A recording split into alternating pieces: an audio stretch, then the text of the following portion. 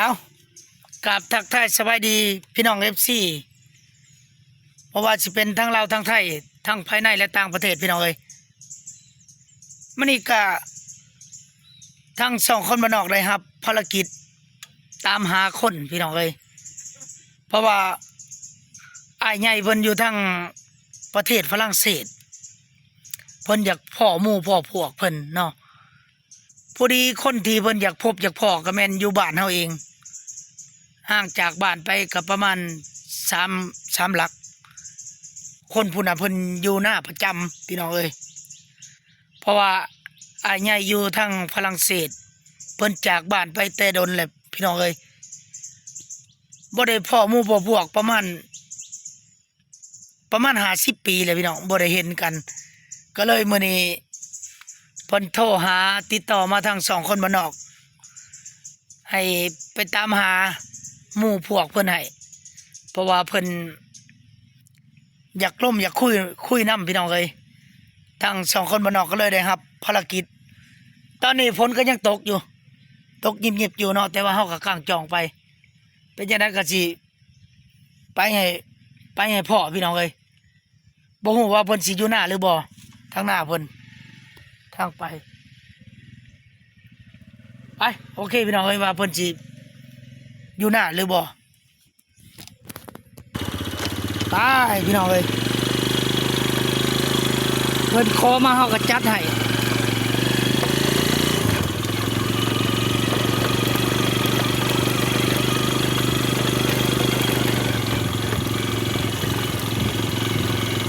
ช่วงนี้เดินทางก็อยากลำบากในพี่น้องเอ้ยฝนตกออกให้ออกหน้าถนนหนทางก็เลยทางครับคนบ่ค่อยเที่ยวกันได้แต่ก็บ่เป็นหยังพี่น้องเอ้ย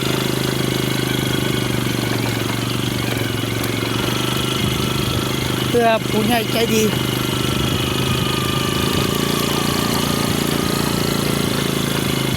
โอ้ไปหนีบ่ได้แล้วค่าแล้วต้องใช้ค่าแล้ว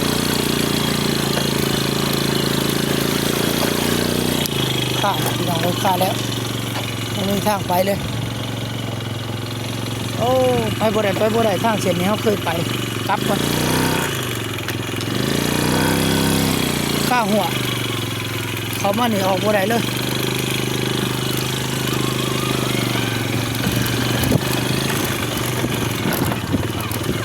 ว่าทางเส้นนี้ทางเขาเคยไปแต่เก่าเป็นอัดหัวบ่เลยเท่านี้ตีกลับไปโค้งทางเส้นใหม่พอดีแดดออกบานเนี่ยพี่น้องเอ้ยทางลงไปหน้าเพิ่นสิลงโป่งตัวนี้แหละข้ามโป่งตัวนี้ไปก็แม่นทางมาให้มาหน้าตะกี้เป็นทางเกียนตัดลงโป่งไปเดินทางต่ออีกพี่น้อง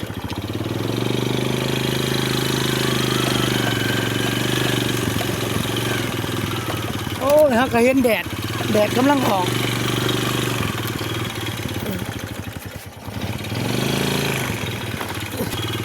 ป้าจะนกหลายเลยนก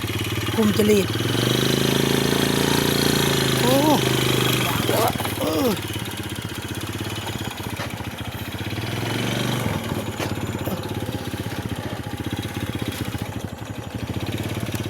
ทางลงโป่ง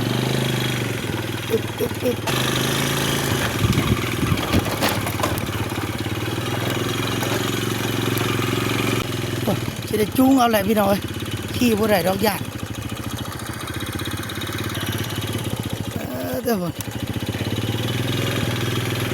นจะคล้องรถจักรเข้าไปมือลื่น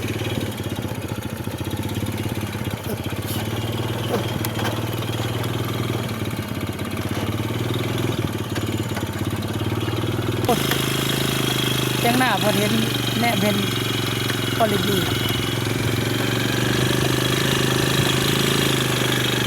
เพิ่นคุยน้ำกันหมู่เพิ่นตะกี้นี่จากกันประมาณได้จะได้40-50 ปีเลยแหละได้กล้าแล้วบ่ได้แล้วโอ้ ยังกะยังจะฉันยังหากระตกอังใดนี่ บ้านนี่เอา หากระได้ประมาณทิศหนึ่งนี่แหละกะก็ได้ ทุกการไม่คอยก็ได้ เพราะว่าเที่ยงเพิ่นอยู่นี่บ่แม่นเนาะ แล้วก็มานี่คือกันเราไปอยู่ผมเราหนังนี่นอนเราไปนอนอยู่ผมเห็นตะกานี่นะจะย่างลงไปนี่ ย่างไปนี่ในทางนี่ก็ เอ แม่น อ รถ เอา เป็นแป ข ด อบใจจิบอยากไปหาเพิ่นโอ้รถคันนี่คือจนตีนพังดินจนเลิกเนาะ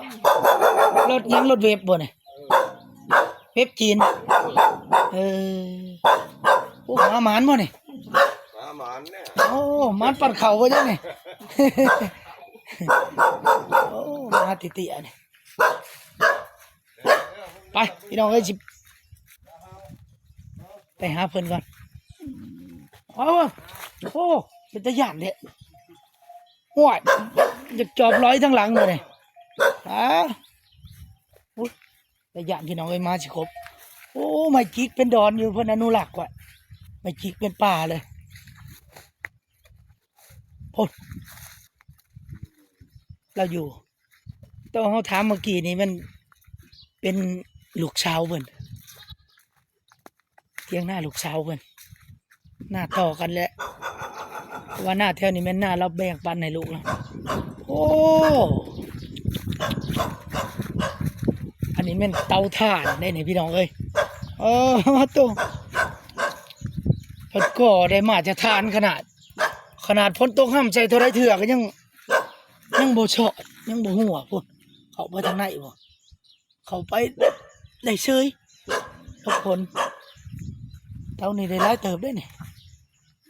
เตาเผาถ่านพี่น้องเอ้ยโอ้ตั้งพื้นกระแมนเตาแต่ช่วงยามฝนนี่เพิ่นสิบ่ได้เผายามแล้งถ้าสิเผาก็ต้องได้เอามีแนวมุ่งไว้แหละโอ้กาเพิ่นนี่น้ำอะไรได้นี่อันนี้เถียงนาเพิ่นมาอยู่เถียงนาหน่อย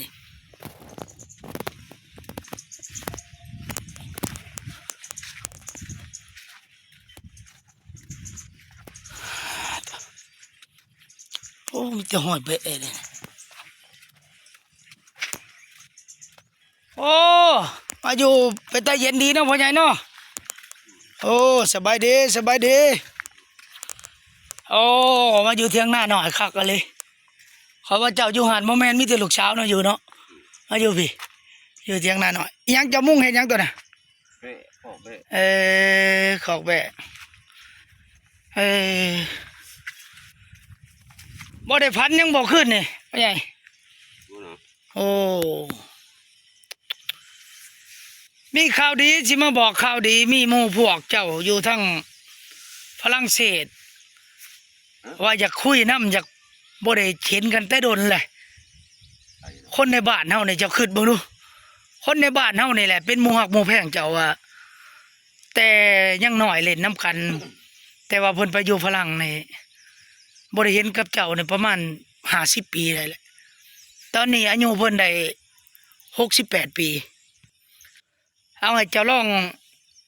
ถ่ายเบิ่งคิดเบิ่งดูหาเบิ่งดูหมู่พวกเจ้าเราก็เป็นคนในบ้านเฮานี่แหละ นกเขียวบ่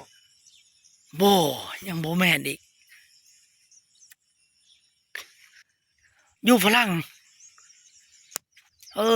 บ่อนเพิ่นอยู่ชานยังชานนี่ อันตู้ติด ตู้ติบข้าวโอ้ยังซ้อมอยู่บ่โทวิทยุน่ะยังแปลงอยู่บ่พ่อใหญ่ ยอม คือเบิ่งนู่นเราใกล้ๆเคียงกันนั่นแหละเขาพูดเจ้ามาเว้ามากี้นี่เจ้าเคยเป็นนั่นซ้อมวิทยุตะกี้แล้วว่าแม่นบ่ หมู่ฮักหมู่แพงกันเสียแล้วว่าไปเล่นกับเอาเจ้าไปเล่นน้ำแต่ข้าเป็นบ่าวสำน้อยนะสิประมาณอายุ10 กว่าปีนะตอนอยู่นำกันคนในบ้านนั่นนี่แหละแล้วรถอยู่ฝรั่งแล้วว่าโทรคุยกับข่อยเลยว่าอยากเห็นเจ้าว่าฉันบ่ได้เห็นกระเถิงเลยหมู่ขึ้นฮอดเราเป็นพี่น้องกับชุมข่อยนี่แหละ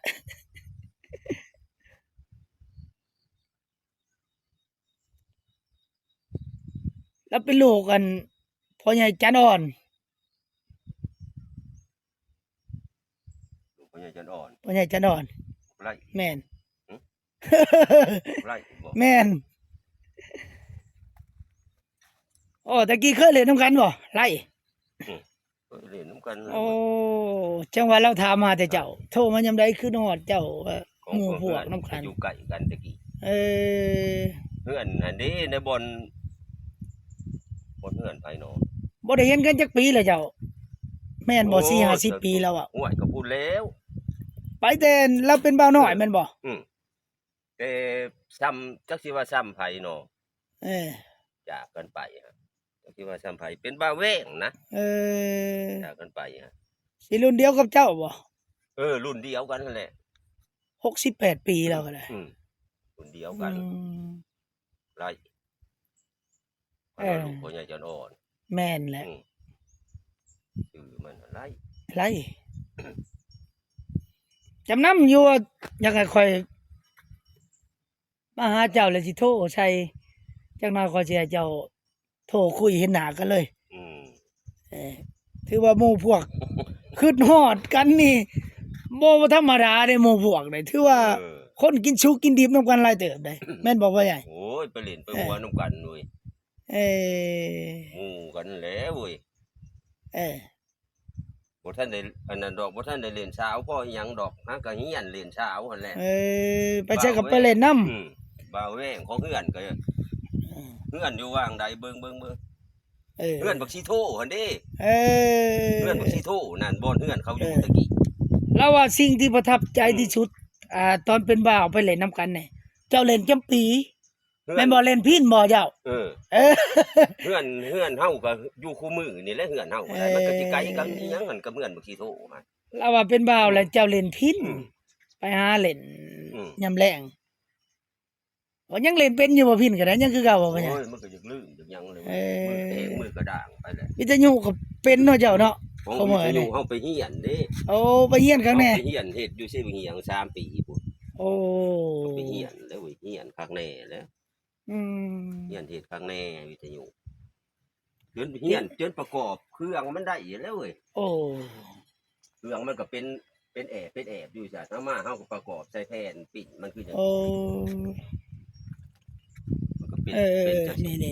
ปิ่นมันนี่ก็เอิ้นปิ่นมัน โอ้ แผ่น ปิ่นมั มัน น บ่ มันก็เป็นหูอยู่เด้หูเขาชุบอันนี้ใช่ ยังหูจักเบิดเลยเดี๋ยวนี้เนาะ อะไรอันนี้บ่เลยมันคนละรุ่นได้ โอ้รุ่นเจ้านั้นบ่ได้แม่นอันนี้ รุ่นตัวนี้มันบ่แม่นได้มันก็ตำรามันต่างหากได้ ตำราใหม่รุ่นใหม่ รุ่นใหม่ได้ โอ้ อันนี้ มันต้องได้ไปเฮียนใหม่อีก ไป เด้ เฮียนใหม่ ศึ อี ก ก ษาใหม่อีกเนาะ ตำราใหม่เด้ ตำราใหม่ คนละอันได้ โอ้กระดาษผ้าเบิ่งชั้นเองบ่ว่าใหญ่เลยนะ โอ้ยบ่คุ้นเนาะมาให้ เออ คุ้นเนาะมาแต่ใช้เลยแต่บ้าน โอ้มีแต่วิทยุห่างเพิ่นก็เอามาฉอมได้เนาะ วิทยุแหละ เออ ตัวใดมันสอบได้ตัวใดสอบบ่ได้มันต่างตำรามันก็เฮ็ดบ่ เอ ได้ อ ตัวใดมันอยู่ในตำราเก่าก็เฮ็ดได้ เออโอ้นี่โฮงตีเหล็กเหรอนี่เหล็กแหนบข้างในได้นี่บนตีเหล็กใส่ตีผ้านี่แนวขีบเหล็กเหรอตัวนี้นี่ใส่เตานี่บางสูบแล้วเตาสูบแล้วนี่บางจ่องเลยพี่น้องเอ้ยบางจ่องสมัยตะกี้สงครามตะกี้เพิ่นยิงลูกจ่องขึ้นแล้วก็เฮ็ดให้มันหุงอยู่เทิงหัวช่องลงมาทางหน้าดินเห็นเบิดแล้วมันก็มีจ่องอีกจ่องบักใหญ่เป็นจ่องจนเขาเจ้าสามารถเอามาเฮ็ดเต้นได้ในสมัยก่อนมุ่งเวลาจัดการจัดงานก็เอาผ้าจ่องมามุ่งพี่น้องเอ้ยนี่สิมีแนวสูบมันนี่ได้นี่สูบลงนี่มีแนวสูบมัน2อันอยู่นี่สูบอาศัยว่าลมนี่ลมมันออกมานี่มันจะเป่าถ่านให้มันหุงให้มันแดงตลอดเพิ่นก็เอาเหล็กมาเผานี่เผาแดงแล้วก็ไปตีจ้ะตีผ้าพี่น้องเอ้ยเหล็กบางจอกสมัยตะกี้เฮาเกิดบ่ทันดอก ยังเหลืออยู่มันเป็นยุ่มเด้นะเป็นยุ่ม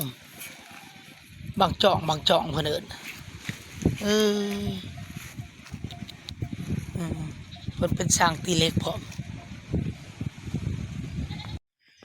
เอ้าบ้านในผู้ที่เฮาตามหาพี่น้องเอ้ยพ่อเพิ่นเรียบร้อย และเฮาสิให้อ้ายเพิ่นทั้งฝรั่งเศสโทรวิดีโอคอลอะไรเพิ่นคุยร่วมกัน ว่าเพิ่นยังสิจำชื่อกันได้บ่จากกันไปแต่ดนแหละหมู่ฮักหมู่แพงเพิ่นคือผู้ใหญ่ใจดีที่ให้เฮาตามหาหมู่เพิ่นนี่คือเพิ่นชื่อไร่นะไอ้ไร่แต่เพิ่นก็เป็นพี่น้องเฮานี่แหละเนาะเป็นน้ำอ้ายเฮาเพิ่นอยากพ่อหมู่พ่อพวกเพิ่น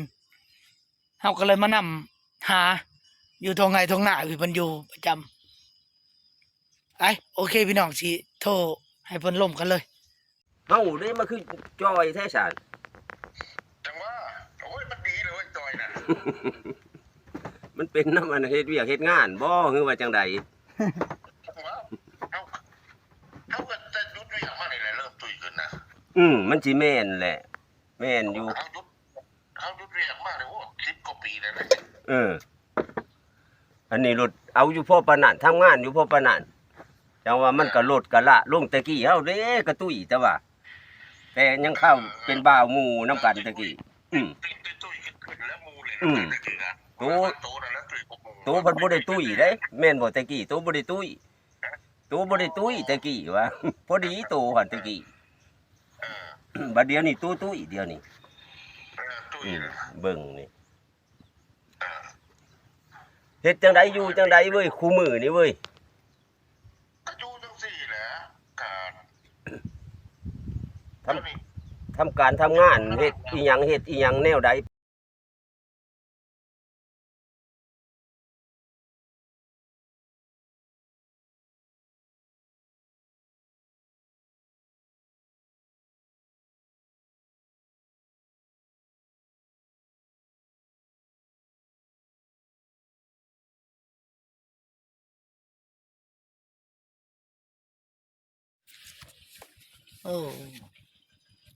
โอ้ล่มกันเทิงเติบเนาะพ่อใหญ่เนาะคอยนอนหลับตื่นหนึ่งเลย สิว่าจะปีจ้ะ หมู่เพิ่นบ่ได้เห็นกันโดดเนาะมาล่มกันโอ้โตเว้าคือเห็นความเก่าความหลัง เว้าเธอเว้ามาแต่ความเก่า คือเห็นหนูเมื่อสวดแล้วเนาะแต่เข้าเล่นเฮือน้อยน้ำกันพุ่นนะฟังเว้านี่คือเห็น เข้าเป็นบ่าวเวง จากกันนี่ได้ระดับ50 กว่าปีเนาะโดนบ่เห็นกันมาเห็นกันเทื่อเดียวเนาะก็เพราะว่าแล้ ออกจากเล่นเฮือน้อยก็เป็นบ่าวแวงบาดจะเป็นบ่าวแวงมาแล้วก็จังได้คอยจากคอยพากันได้บาดนี้ไก่สิเฮียนเล่นสาวแต่ว่ามันว่าไปเล่นสาวผู้สาวมาสาวแก่ ตัวอันพ่อใหญ่ไทยตามเราก็เว้าเรื่อยๆเด้โดดมันยังก็โดนความกองไฟ เอากองไผ่จู่ขี้เหงื่อมันลุกวุ่นไผสิเต้นควมมาจังกองไผ่ครับสมมุติว่ากองไผ่อยู่ขึ้นกุกเสือกเฮาก็แล่นไปแต่ดิแล่นวิไปก็โดดลงเต้นควมบ้านนี้มันควรตีนอกของมันหลายกองตัวนั้นก็ควรมาตัวนี้ก็ควรมามันบ่เห็นหุงบ้านนี้จังว่าเพิ่นผู้เลิศมันก็สู่คนสู่แล่นมาไปตำกันเป่าลง ผู้นั้นแล้วก็แล่นมาขวามาทางนี้ หมอนี่ก็ ผู้นี้ก็สิโดนขวาไปทางนั้นสวนทางกัน ตกองหยวกลง ตำกันเลย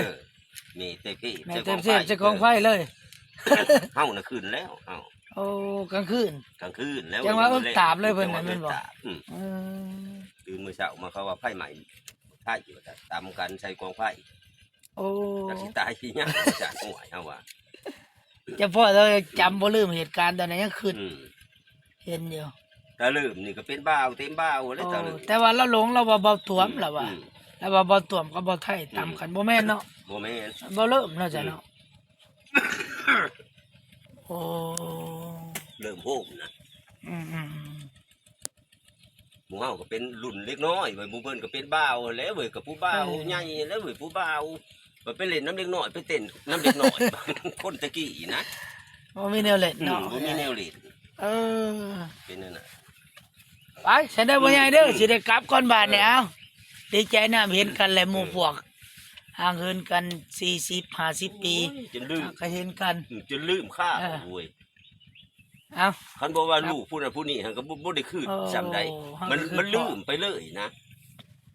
โอ้ยก็หมู่ฮักหมู่แพงเล่น โอ้ นำกันแล้วไอ้เฮียนมันภาษาพลังผลิ โอ้เฮียนภาษาฝรั่งอีกนั่นบ่ โอ้ยกันนำกันก็บ่ไล่นี่ เออ เอาเฮียนบ่เห็นบ่เธอว่าไปเฮียนอยู่สบอกสวรร เอ ค์ อ มาก็ได้โตอีหยังแน่มาโตแนวใดโตพลังมันเป็นแนวใดเขียนดูๆแล้วก็ อันนั้นกันนะเอามันบ่เพียงแต่ว่าเฮียนอยู่ในบ้านนี้ เราจนได้ไปฝรั่งเนาะ เราไปเฮียนสิบ่เฮียนสวรรค์พูด โอ้ มันก็เป็นหลายแล้วเว้ยมัน บ่ได้ฝนก็เอื้อน อืม ฮะนอนเผาเพิ่นล่มกันพี่น้องเอ้ย ชื่อโม่เขาเขียนตัวพลังใส่ชื่อหยังโม่ให้มันอ่านเบิ่งอ่านมันก็ได้นะมันเป็น เออหมู่พวกเพิ่นล่มกันเฮานอนเผาจนหลับได้ตื่นหนึ่งนี่แหละเพิ่นก็อยู่เถียงนาน้อยใส่แรงโซลาร์เซลล์อยู่น้ำไห้น้ำหน้าประจำเอาโอเคพี่น้องเอ้ยสำหรับคลิปนี้ก็ซ้ำนี้ก่อนพี่น้องเอ้ยถ้าหากว่าผู้ใด FC ทั้งต่างประเทศหรือว่าผู้ใหญ่ใจบุญผู้ใหญ่ใจดี อยาก